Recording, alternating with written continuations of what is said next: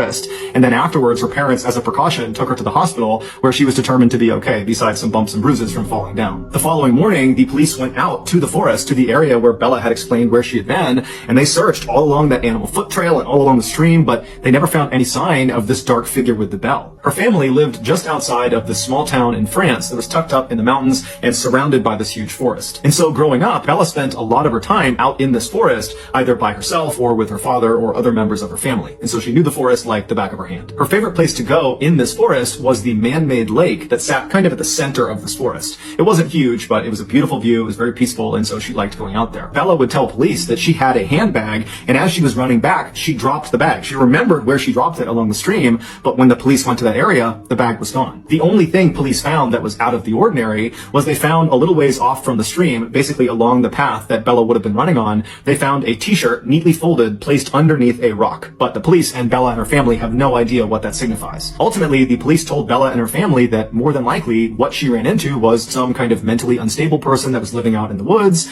and perhaps when Bella came into the woods, they felt like she was on their property, and so they kind of tried to scare her off. But Bella has a hard time accepting that. She felt like, as she was running from whoever was behind her, that she was in mortal danger. That had it not been for her father running into the woods and literally grabbing her and running with her the rest of the way, that she may not have gotten out of the woods at all, that she might have been attacked and killed by whoever this was. She also can't help, when she looks back at the entire experience, thinking about that moment when she turned around and looked across that clearing and saw this figure come into the moonlight for the first time, that when it came into the moonlight, the way it was moving, the steps it was taking, they weren't normal, they were abnormal. There was just something off about this thing's movement, that it didn't seem like she was looking at a person, but rather some big animal. But regardless, since her ordeal, there have been no strange sightings out in those woods. However, almost no one ever goes in those woods except for Bella and her family, and Bella and her family, they don't go in those woods anymore. So whoever or whatever is out there is still just out there.